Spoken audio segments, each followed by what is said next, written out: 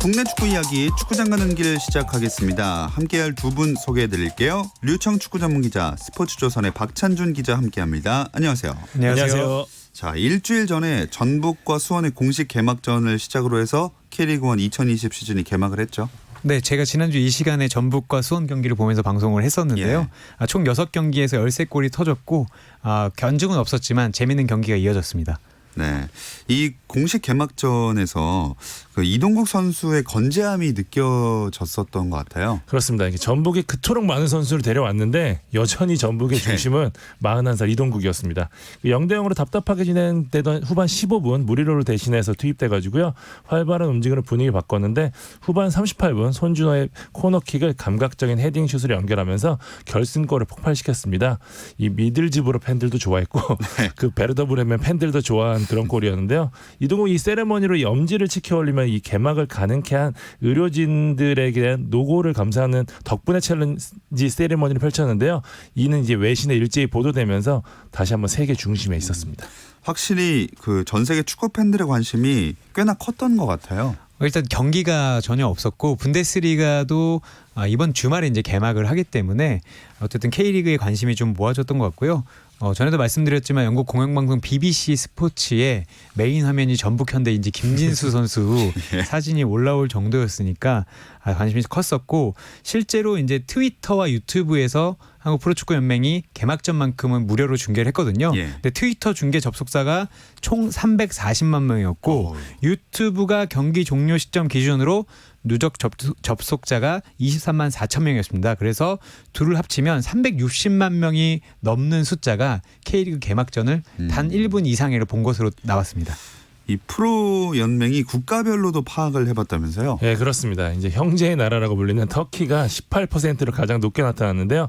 터키에서 무려 61만 2천 명이 개막전을 시청했다고 해요. 예, 프로 연맹에서 이제 내부에서도 그 이유를 찾고 있다고 얘기하는데, 터키가 물론 이 한국의 친화적인 정서를 가지고 있고, 그다음에 사령탑을 지낸 바 있죠. 서울에서 규네슈 감독도 있고, 뭐 자국 축구인의 영향이 있지 않을까, 이런 지금 분석들을 내놓고 있고요. 터키 다음으로는 이제 브라질이 15%, 스페인 9%, 아르헨티나 7%, 일본 7% 순으로 조사가 됐습니다. 자, 확실히 많은 관심을 느낄 수 있는 이 개막전이었습니다. 이 경기를 필두로 해서 지난 주말에 나머지 경기들도 이어졌는데 이청용 선수의 K리그 복귀전이 아마 제일 큰 관심사였겠죠? 사실 이청용 선수가 경기도 시작하기 전에 워낙 프리시즌이 길었기 때문에 K리그 2020 시즌 MVP 1순위라는 얘기가 나왔는데 워낙 이청용 선수가 한국을 떠난 지가 오래돼서 10년 가까이 됐기 때문에 과연 잘할까라는 예상이 좀 논란도 있었거든요. 근데 정말 잘하더라고요.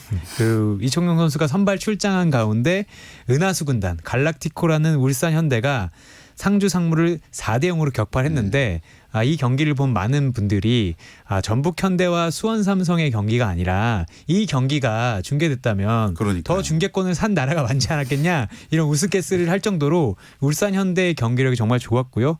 물론 이제 상주 상무도 물러나지 않은 그런 점도 분명 고려해야 됩니다. 그리고 이청용 선수도 정말 좋은 경기력을 보여줬습니다. 자, 상주 입장에서 봤을 때는 뭐 잃을 게 없는 이번 시즌이지만 울산이라는 상대는 조금 버거웠을 것 같아요. 상주가 어수선한 분위기에서 경기를 한 게 사실이거든요. 교통사고 후유증이 있었기 때문에 사실 교체 엔트리가 7명인데 5명밖에 못 채웠어요. 그래서 사실 이 22세 선수죠. 이제 오세훈 전세진을 좀 공격의 중심으로 활용하려고 했었는데 그 부분이 일단 처음부터 어긋나면서 상주가 이 계획했던 경기를 전혀 하지 못했고요. 사실 상주가 객관적으로 이 정상적인 전력으로 경기를 했더라고 하더라도 울산은 못 이겼을 것 같아요. 그 정도로 울산이 완벽했던 경기였습니다. 이청용 선수에게 조금 더 초점을 맞춰보겠습니다. 저도 경기를 봤지만 어떻게 잘했다고 보시나요? 제가 봤을 때는 상주가 멤버를 다 꾸리지 못했음에도 불구하고 공격적으로 나왔거든요. 그래서 좀 틈이 있었는데, 틈이 있다 보니까 이청용 선수가 안 그래도 좁은 공간에서 강한데 정말 여유롭게 축구를 하더라고요. 이게 정말 클래스인가 라고 할 장면이 많았고, 정말 그 이청용 선수의 플레이를 보면서 왜 저렇게 하지라는 말이 단 한마디도 나오지 않을 만한 경기였고, 이청용 선수도 국내 무대 복귀를 정말 즐기는 것 같았고, 계속해서 골이 터졌기 때문에 물론 이청용 선수가 골은 넣지 못했지만 팀의 중심이라고 해도 과언은 아니었습니다. 이 모습을 보면서 가장 아쉬워할 사람들은 아무래도 서울 팬들이겠죠. 어제 서울 미디어데이가 있었는데요. 최용수 감독이 1라운드 가장 인상적인 팀을 울산으로 꼽으면서 이청용 선수 언급했거든요. 우리 팀에 왔으면 큰 힘이 됐을 것 같다라는 이야기에 답이 좀 담겨져 있는 것 같아요. 1라운드에 서울이 좀 좋지 못한 결과를 얻었기 때문에 사실 내용적인 면에서 김남춘 선수 부상도 크긴 했지만 사실 앞선에서 창의적인 플레이를 전혀 해주지 못했거든요. 이청용 선수에 대한 부재가 분명히 느껴졌기 때문에 아마 좀 더 아쉬움이 컸을 것 같아요. 네, 말씀하신 경기가 강원과의 경기였는데 FC 서울이 1대3으로 패했습니다. 네, 서울이 처음에는 좀 잘 버텼습니다. 사실 뭐 경기를 계속 주도한 것은 강원이 맞고요. 공을 가지고 오는 강원을 공에 차단한 다음에 빠르게 역습하는 전략을 구사했는데 사실 전반 36분 만에 박동진 선수가 슈팅을 때린 것이 강원 수비 발을 맞고 굴절돼서 이제 골키퍼 뒤로 넘어가면서 첫 골이 터졌어요. 근데 이제 김남춘 선수가 수비의 핵인데 이 선수가 전반 추가 시간에 부상을 당하면서 나갔거든요. 근데 그 이후로 강원의 공격을 더 이상 버텨내지 못했고 김지현, 조재환 그리고 김승대 선수의 연속골을 내주면서 1대3으로 패했습니다. 근데 이제 사실 전반전만 보고는 병수볼 시즌2가 뭐 강하긴 하지만 아직 완성은 아닌 것 같다라는 얘기가 나왔지만 후반전 또 45분을 보면 올 시즌 정말 무서울 수도 있겠다 이런 생각이 좀 들었습니다.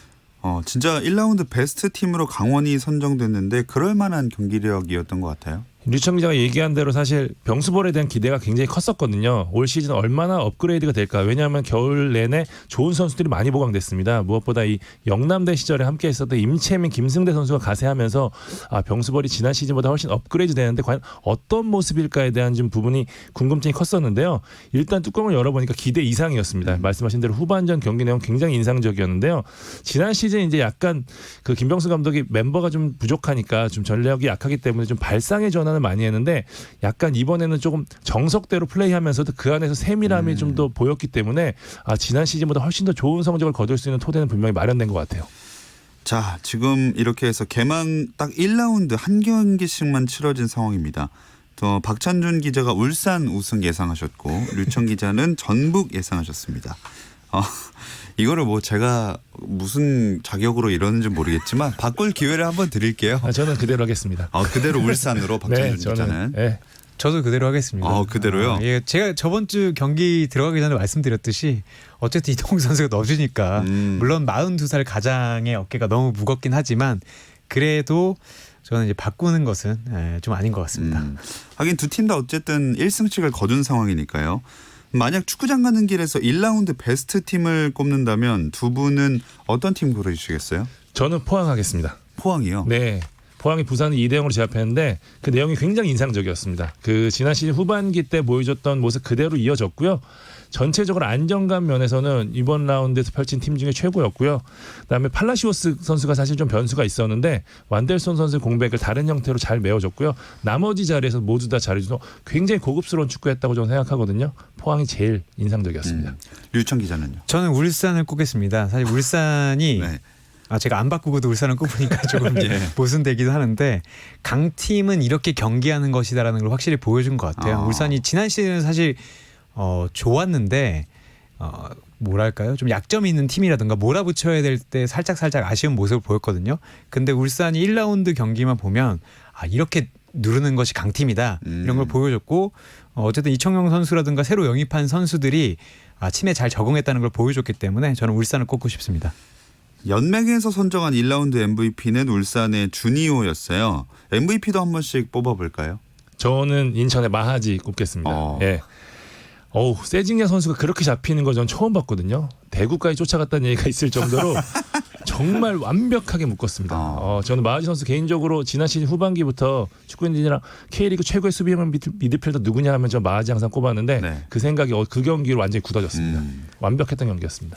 네, 저는 뭐 제가 연맹의 스피커는 아니지만 주니오를 그대로 뽑고 싶습니다. 왜냐면 스피커시군요. 울산을 굉장히 좋아하시네요. 아니, 울산을 굉장히 좋아했다기보다는 사실 주니오는 지난 시즌에도 나이가 많아서 일정한 이적료를 받으면 중국 2부 리그를 보내겠다라는 구단의 방침이 있었어요. 근데 안 보낸 것이 돈을 그 정도 받아서는 주니오보다 잘하는 선수를 사오기 어렵다였거든요. 근데 올 시즌도 비온 존슨이라는 유럽에서 뛰던 선수를 데려왔지만 역시나 주니오가 더 아직은 낫다는 걸 보여줬고 그리고 이 두 골을 상당히 쉽게 넣었습니다. 이걸 아마 주니오 선수가 이걸 쉽게 넣어주지 못했다면 울산이 후반전에 조금 어려워질 수 있었는데 그렇죠. 주니어가 워낙 쉽게 두 골 넣어주는 바람에 울산이 좀 빨리 시작해서 저는 주니어가 받는 게 맞다고 생각합니다.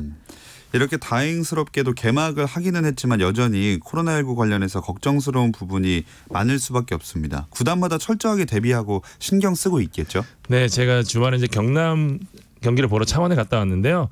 워낙 매뉴얼이 지금 잘 갖춰진 느낌입니다. 지금 그래서 들어가는 과정부터 뭐 경기장에서 보는 동선 뭐 이런 거를 좀 잘 갖춰놨기 때문에 경기장은 큰 문제가 없을 것 같긴 한데 최근에 이제 좀 확진자가 늘어나면서 사실 조금 있으면 이제 바로 유관중을 이제 들어와도 되지 않을까라는 생각을 좀 했었는데 예, 최근 사태로 인해서 조금 늦춰지는 거 이게 좀 아쉬워하는 부분이더라고요. 기자분들은 자유롭게 들어가서 취재 가능한가요? 사실 예전에는 익명성이 보장됐었습니다. 무슨 말이냐면 취재 신청을 안 하고 가더라도 네. 제가 이제 몰래 가서 보고 올 수 있고 왜냐하면 패스가 있기 때문에. 예. 근데 이제는 취재 신청을 하지 않으면 취재를 할 수 없고요.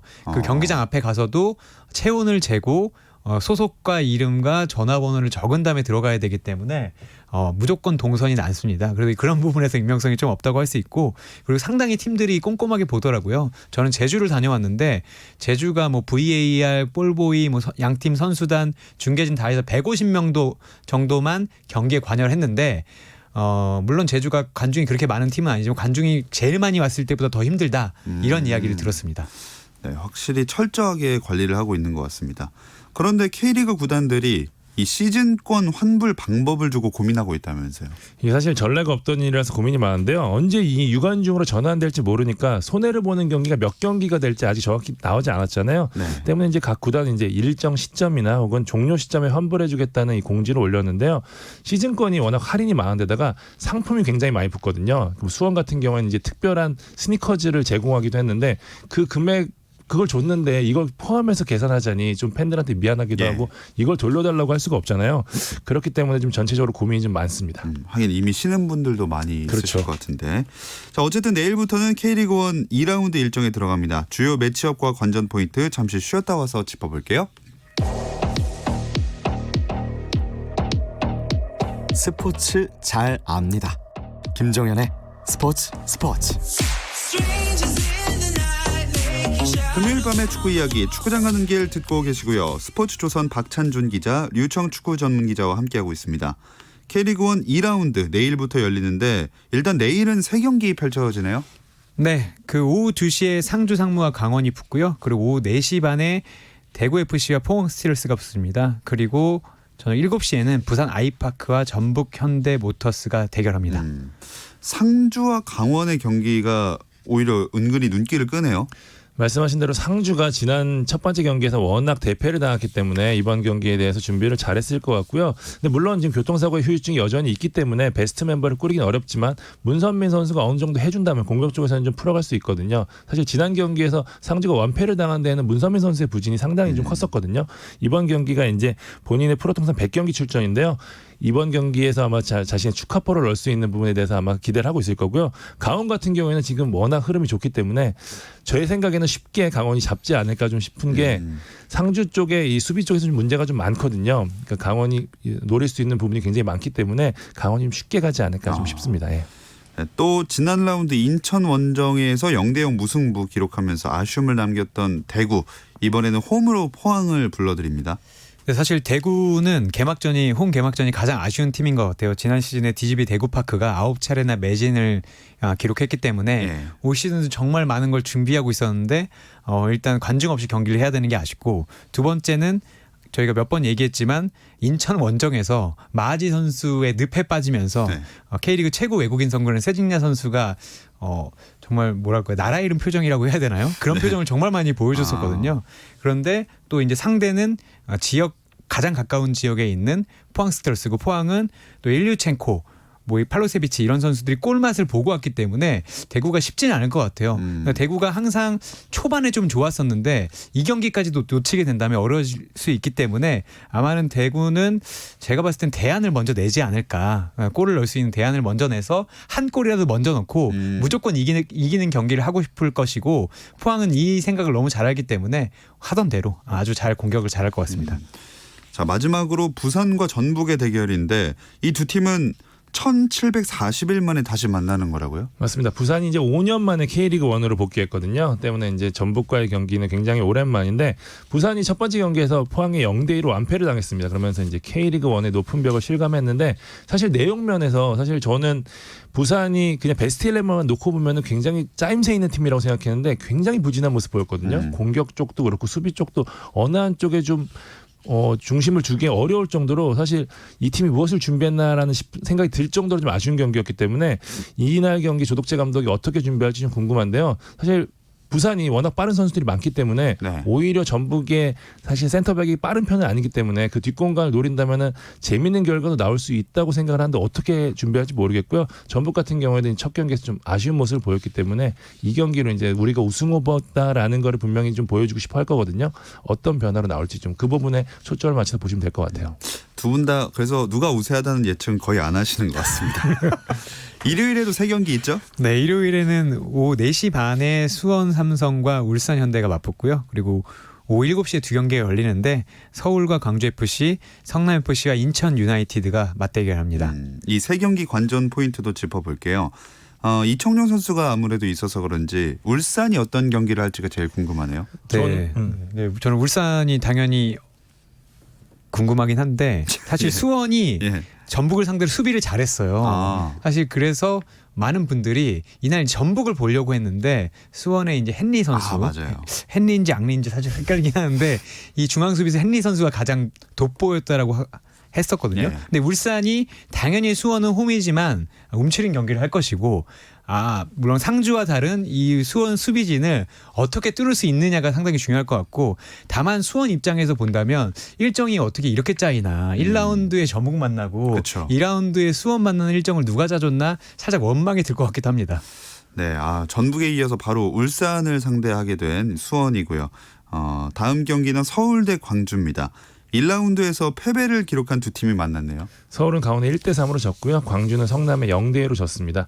서울이 좀 1라운드에서 좀 아쉬운 모습 보였는데 최용수 감독이 어제 미디어데이에서도 굉장히 질타를 많이 했거든요. 그러니까 선수들은 변화도 줄 것이다. 젊은 선수들 많이 내보내겠다고 했거든요. 그만큼 그 초반 성적에 대한 좀 의지를 보여준 대목인데 광주까지 잡지 못하면 좀 힘들 수 있거든요. 근데 사실 광주가 지난 경기에서 성남에 지기는 했지만 그 멤버 자체가 좀 부상자가 많았어요. 그 이선 특히 엄원상 윌리안 이런 선수들이 못 뛰었거든요. 그 선수들이 이번 경기에 모두 복귀할 수 있다고 합니다. 그러니까 광주 같은 경우에는 이제 베스트 전력으로 이번 경기 뛸 수 있기 때문에 서울 입장에서 쉽지 않을 수도 있는 그런 경기가 될 것 같아요. 역시 예상은 성남과 성남 인천 경기는 어떨까요? 네, 성남은 사실 아까 광주 얘기하셨지만 경기는 광주가 그렇게 못 찾진 않았거든요. 근데 성남이 전반 정말 이른 시간에 양동현 선수가 이날 슈팅을 2개 했는데 예. 2개를 모두 깔끔하게 꽂았습니다. 그 순간 경기가 끝났고요. 성남은 그 다음부터 광주의 지우 득점왕인 지난 시즌 K리그2 득점왕 펠리페를 꽁꽁 묶으면서 거의 좀 질식 수비를 하다시피 하면서 우세적으로 경기를 끝냈어요. 네. 근데 이제 성남이 인천을 맞아서 똑같이 늪축구를 펼치는 인천을 맞아서 어떻게 할까가 좀 궁금하고요. 또 어쨌든 그 김남일 감독 초보 감독인데 김남일 감독이 인천 출신이고 인천에서 뛴 적이 있는데 예. 이 예전에 고향 팀이자 친정 팀을 맞아서 어떻게 경기할까도 좀 궁금하고 마하지 선수가 이번 경기에서도 양동현 선수를 지울 수 있을 것인가 이런 부분도 좀 지켜보고 싶습니다. 네, 재미난 관전 포인트가 많은 또 2라운드 경기입니다. 저번 주에 저희가 그 시간 관계상 K리그 2에 대한 얘기는 많이 하지 못했는데 그 이번 시즌은 K리그 2에도 뭐 관심을 둘 만한 팀들 많지 않나요? 사실 이제 K리그 1 이상의 재미를 가져올 거라고 보시는 전문가들이 많은데요. 그도 그럴 것이 이제 K리그 1급 전력을 구축한 팀들이 많습니다. 제주 같은 경우는 이제 폭풍 영입하면서 지난 시즌 이상의 전력을 갖췄다는 평가를 받고 있고요. 대전 하나는 이 기업 구단으로 변신하면서 역시 많은 선수들 데려왔고 경남도 백성동, 황일수 등을 더했고요. 여기에 U20 월드컵 준우승을 이끌었던 정정용 감독, 2002년 한일 월드컵의 주역 설기현, 그다음에 황선홍 감독 이렇게 스타급 감독들이 가세하면서 볼거리가 굉장히 많아졌습니다.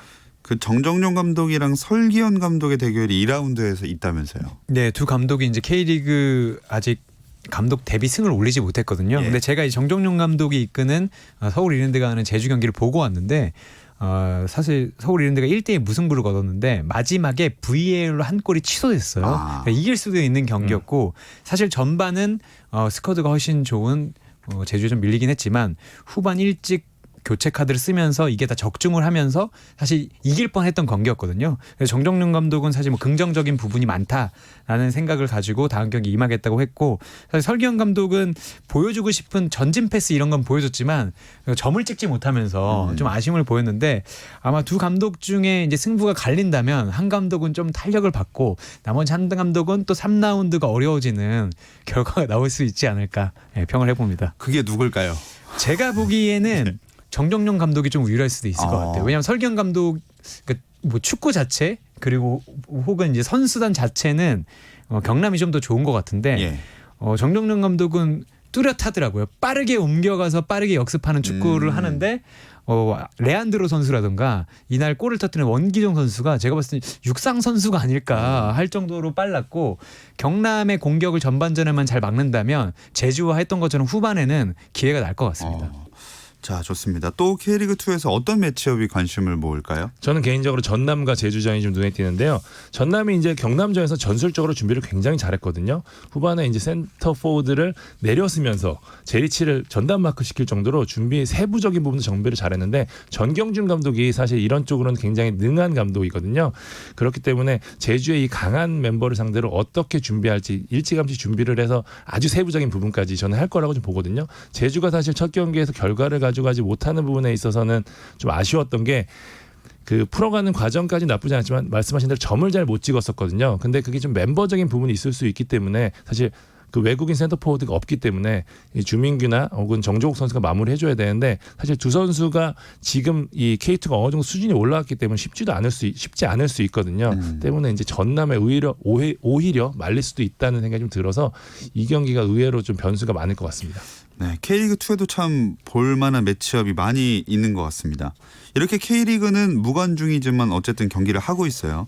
도대체 대표팀 경기는 언제 볼 수 있습니까? 사실 한국은 방역을 잘했기 때문에 국내 경기는 문제가 없지만 그 ACL도 지금 멈춰 있고 이동을 하는 것들은 모두 꽉 막혀 있거든요. 예. 그래서 피파가 당장 올해 8월 열릴 예정이던 20세 이하 여자 월드컵 이게 나이지리아에서 열리기로 했는데 이 대회를 내년 1월로 연기했고요. 올해 11월 인도에서 열리기로 돼 있던 U17 여자 월드컵도 내년 2월로 미루면서 사실 국제 간의 이동, 나라 간의 이동은 상당히 조심하고 있는 것으로 보입니다. 그럼 거의 올해 안에는 불가능하다고 봐야 될까요?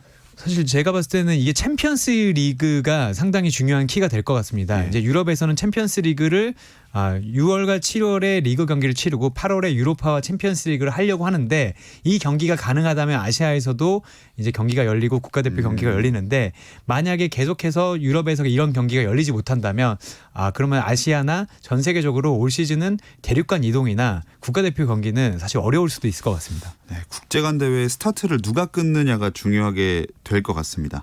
금요일 밤의 축구 이야기 축구장 가는 길은 여기서 마무리하겠습니다. 류청 축구 전문 기자 스포츠조선의 박찬준 기자 함께했습니다. 고맙습니다. 감사합니다.